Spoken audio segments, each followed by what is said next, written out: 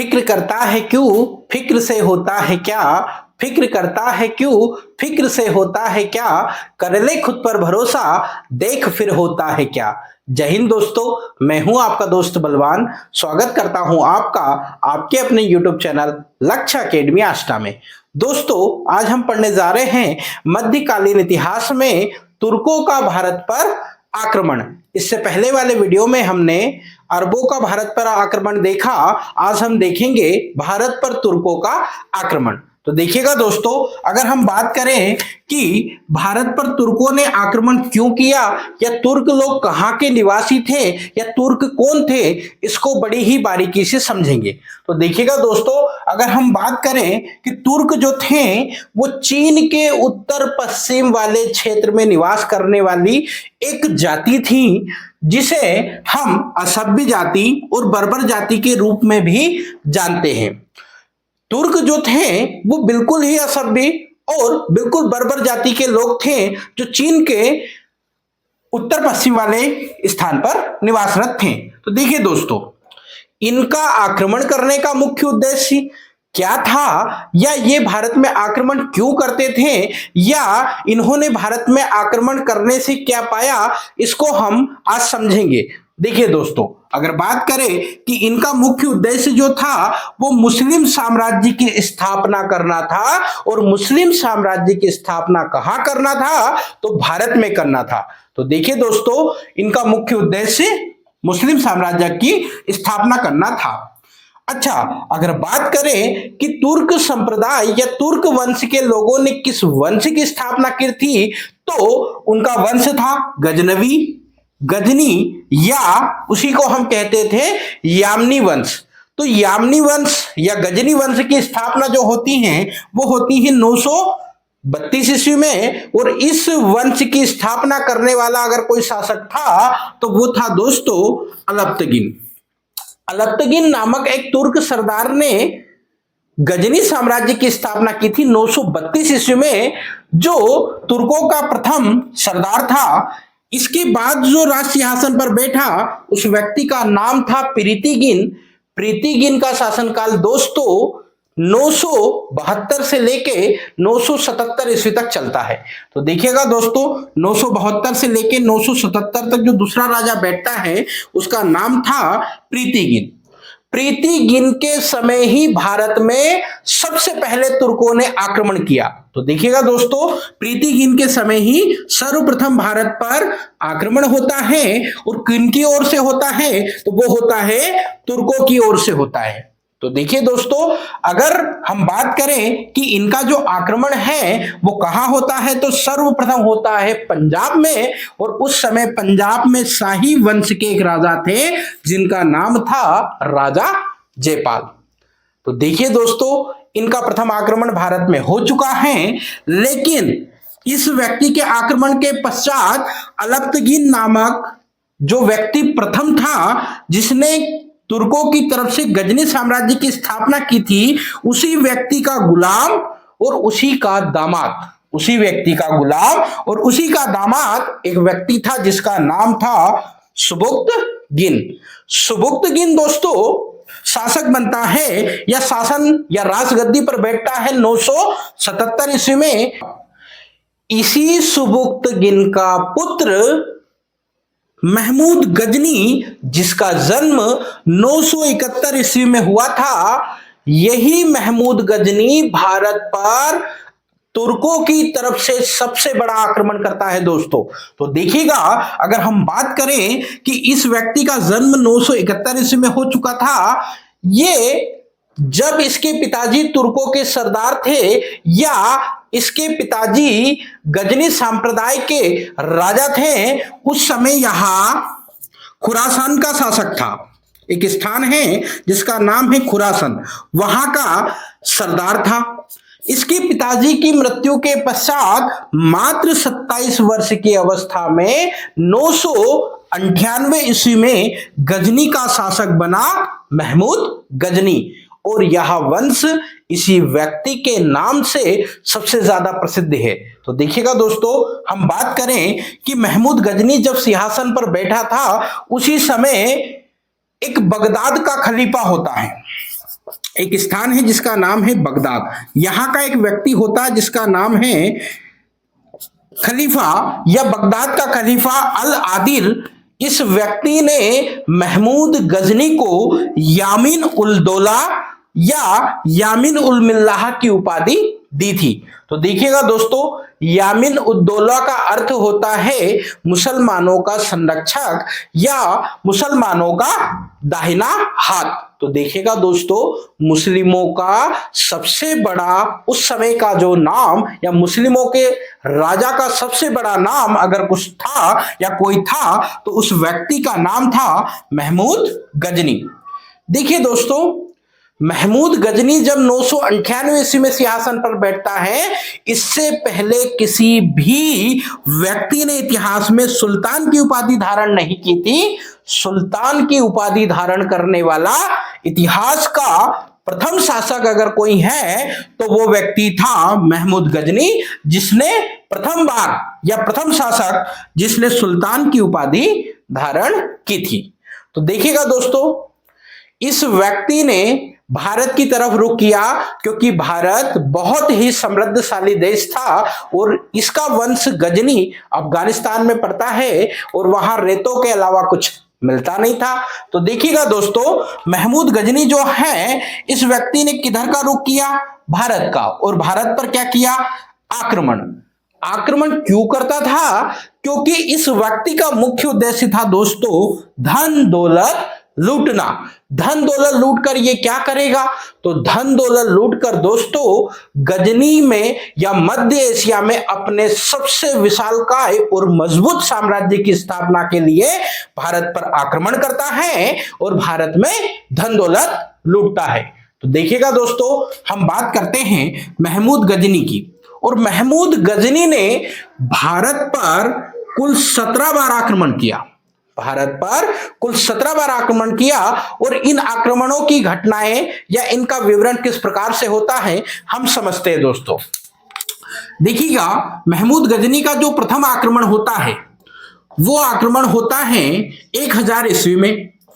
1000 ईस्वी में ये व्यक्ति प्रथम बार आक्रमण कर देता है और कहां करता है? तो सर्वप्रथम भारत में यह पेशावर वाले क्षेत्र में आक्रमण करता है।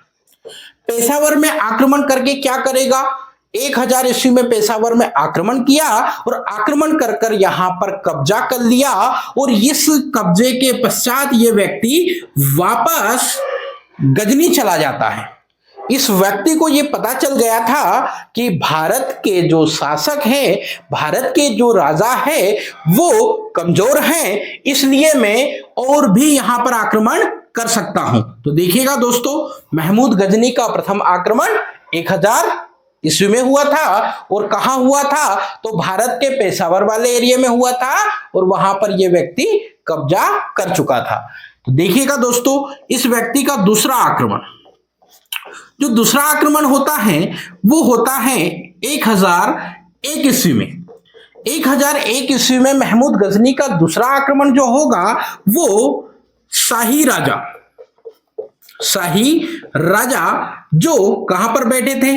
पंजाब में। पंजाब के जो राजा थे उनका नाम था जयपाल। आपको मैं पहले भी बता चुका हूं। तो शाही वंश के राजा या शाही राजा पंजाब में शासन कर रहे थे जिनका नाम था जयपाल। और 1001 ईस्वी में दूसरा जो आक्रमण करता है वो करता है महमूद गजनी। देखिएगा दोस्तों, एक तरफ होता है महमूद गजनी और एक तरफ होता है पंजाब का शासक या शाही वंश का राजा जयपाल। दोनों के बीच में भिड़ंत होती है, दोनों के बीच में युद्ध होता है और इस युद्ध में बुरी तरह से परास्त होता है राजा जयपाल और इस युद्ध में भी महमूद गजनी की विजय हुई थी। तो देखिएगा दोस्तों, महमूद गजनी का अगला जो आक्रमण होगा वो होगा 1008 ईस्वी में। 1008 ईस्वी का जो आक्रमण होता है दोस्तों, ये मूर्तिवाद के विरुद्ध आक्रमण होता है। मूर्तिवाद के विरुद्ध आक्रमण, मूर्तियों के विरुद्ध आक्रमण क्यों होता है? कारण यह है दोस्तों, क्योंकि इस व्यक्ति को पता चल गया था कि भारत के मंदिरों में बहुत धन है और यहाँ के लोगों का जो आध्यात्मिक भावना जुड़ी है वो मंदिरों से अधिक जुड़ी है, और मंदिरों में ही क्या था, धन था, क्योंकि धन इकट्ठा जो संचित होता था वो अधिक होता था दोस्तों मंदिरों में। तो इस व्यक्ति का उद्देश्य धन लूटना था और इसने टारगेट किया मंदिरों को, और मंदिरों में क्या मिलती थी, मूर्तियां। तो इन मूर्तियों के विरुद्ध इस व्यक्ति ने 1008 ईस्वी में मूर्तिवाद के विरुद्ध युद्ध लड़ा। और कहां पर लड़ा, तो यह स्थान था नगरकोट। और नगरकोट यह हिंदू शाही राजा, एक व्यक्ति थे हिंदू शाही राजा, हिंदुओं की तरफ से एक राजा थे जिनका नाम था आनंद पाल। एक तरफ होते हैं आनंदपाल और एक तरफ होता है गजनी। इस गजनी ने क्या किया दोस्तों, आनंदपाल को भी युद्ध में हरा दिया और मूर्तिवाद के विरुद्ध जो आक्रमण किया था वो आक्रमण इसका सफल रहा। देखिए दोस्तों, इस नगरकोट के आक्रमण के पश्चात इस व्यक्ति ने थानेसर में, सोमनाथ में और भी छोटे छोटी जगहों पर मंदिरों को विध्वंस कर दिया। इस व्यक्ति ने मंदिरों को विध्वंस कर दिया। तो देखिए दोस्तों, इस व्यक्ति का मुख्य टारगेट थानेसर, नगरकोट, सोमनाथ था, जहां पर मंदिरों को इसने तोड़ा या इन नगरों को विध्वंस कर दिया।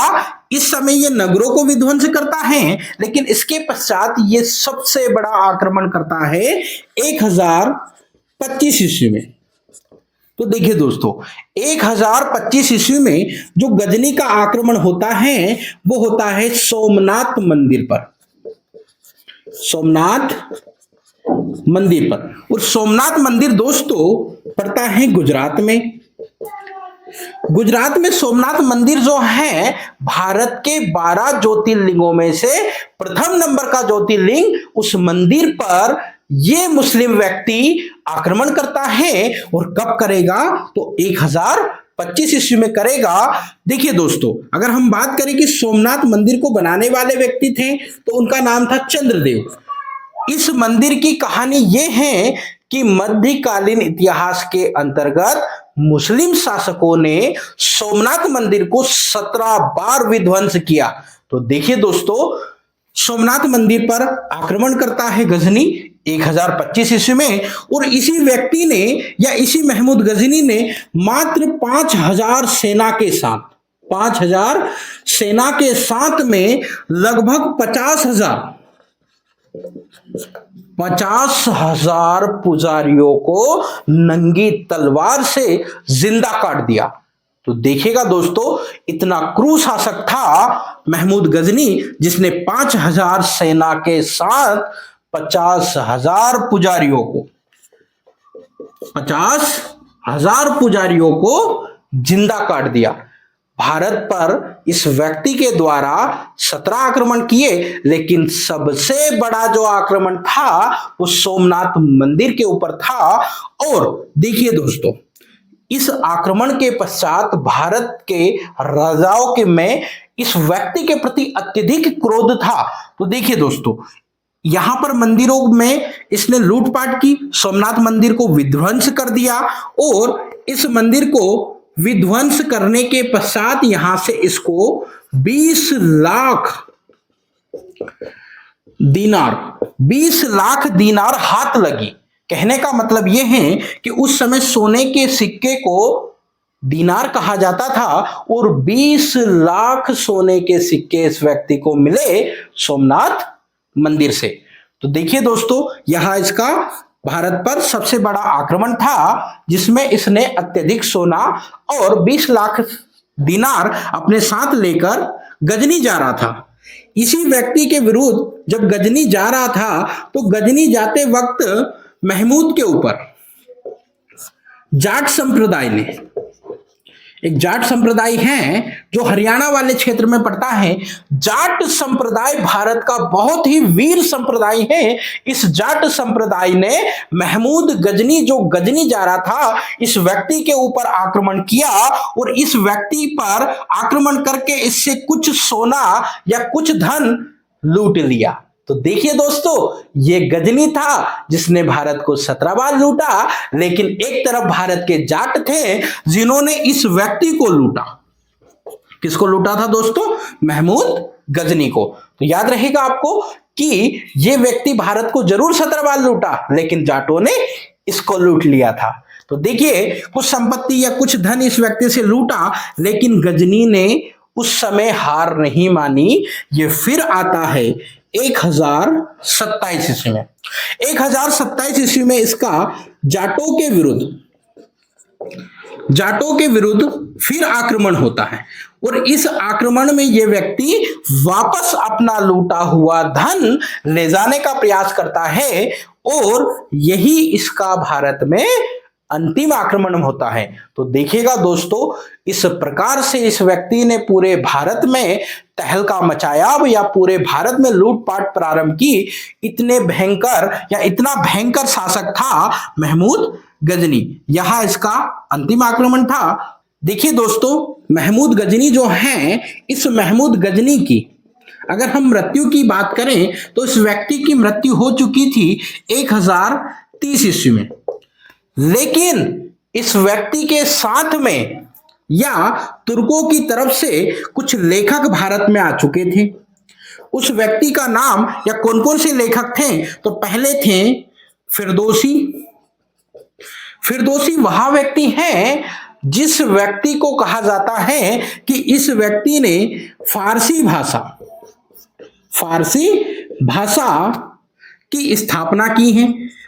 किस व्यक्ति ने की है? फिरदौसी ने की है, जो किसके साथ भारत आया था? महमूद गजनी के साथ आया था। इसकी एक प्रसिद्ध रचना भी है।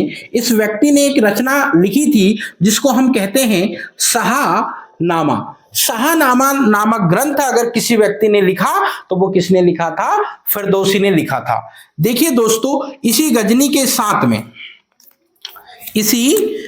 के साथ में ही एक और व्यक्ति आता है जिसे हम कहते हैं अल बरूनी। अल बरूनी नामक लेखक महमूद गजनी के साथ में भारत आया था, और इस व्यक्ति ने भारत में आकर सबसे पहले या प्रथम मुस्लिम जिसने पुराणों का अध्ययन किया।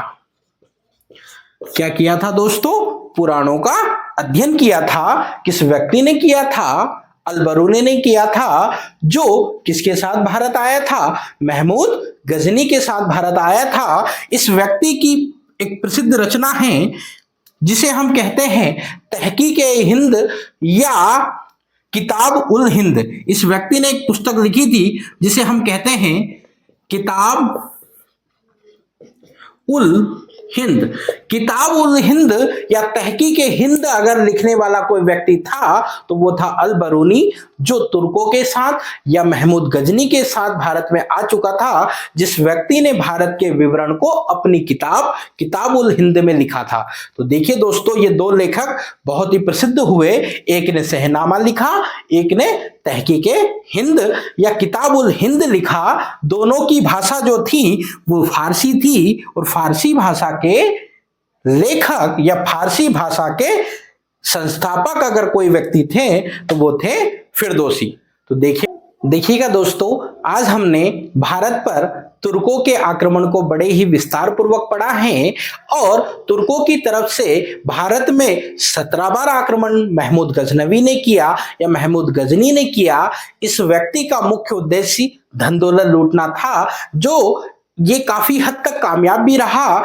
इसी धन दौलत की लालसा में इस व्यक्ति ने भारत के अनेकों नगरों और अनेकों मंदिरों को विध्वंस किया। एक क्रूर शासक था जिसने भारत के मंदिरों को भी तोड़ा। इसलिए इस व्यक्ति को एक उपाधि भी दी जाती है, या इस व्यक्ति को एक और नाम से जाना जाता है जिसे हम कहते हैं मूर्ति भंजक के नाम से भी कहा जाता है, क्योंकि इस व्यक्ति ने सबसे ज्यादा मुस्लिमों की तरफ से मूर्तियों को तोड़ने का कार्य किया था। ओके दोस्तों, आज के लिए इतना ही। कल फिर मिलते हैं। अगर वीडियो अच्छा लगता है तो लाइक, शेयर और सब्सक्राइब अवश्य कीजिए। Thank you.